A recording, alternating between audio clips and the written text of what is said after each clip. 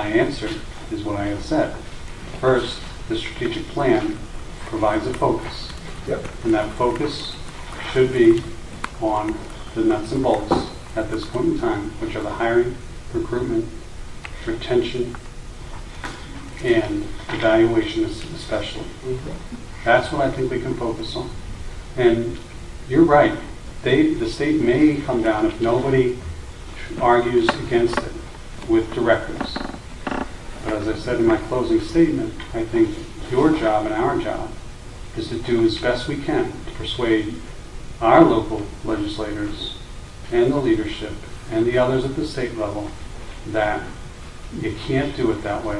It has to be a state-driven system that is part of and parcel with a fully funded educational funding formula that is fair, equitable, and predictable.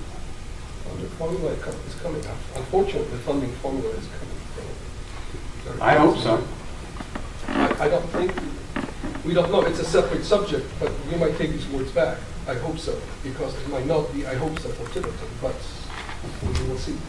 But anyway, I never think that it's too early. If someone is talking at the state level and the federal level, I don't think it's too early for us to actually see how we feel about this, because to some extent, if we represent this town, and if you are telling us that we should go and present our position to the state, at the state level, not certainly at federal levels, through our representatives, then how are we, is this going to be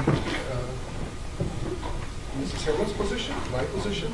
So what's wrong about holding this workshop and actually hearing what kind of thoughts do we have about this? Are we going to read the studies, and based on these studies, I will develop my position and then go and argue about this? I'm suggesting that the committee come up with a position, and my suggestion was that you hold this hearing tonight, or workshop tonight, and that be the end of it for now in terms of merit pay specifically, other than how you want to influence it on the state level, the system that I described. I mean, you can agree or disagree with it. I know. We are arguing right now, so I love that. So it's no problem. Mr. McLean, Please. thank you.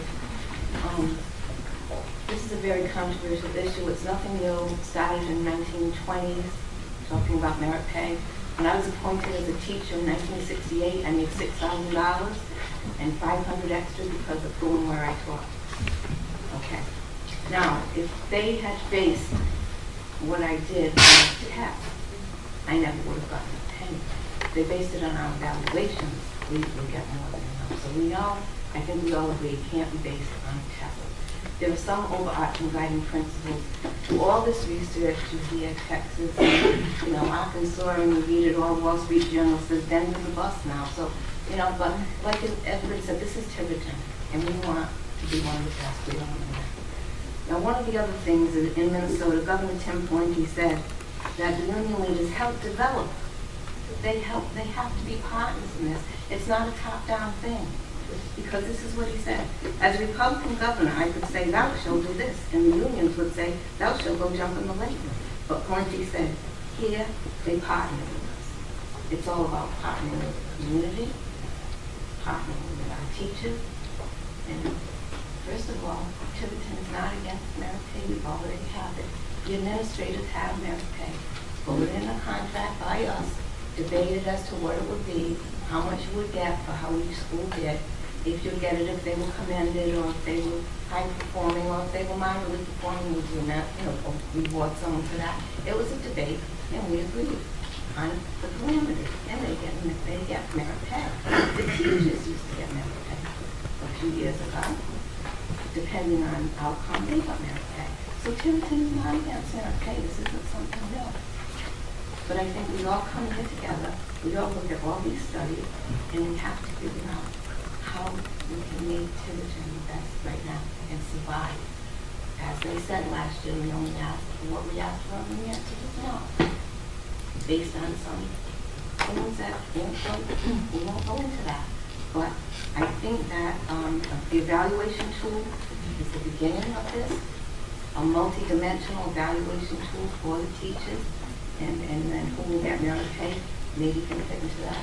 But that's what where I think we're going to stop and we're going to move on with this. But don't anybody come here and say, Tiverton can't be in the race for the top because we don't buy into merit pay, because a lot of people don't.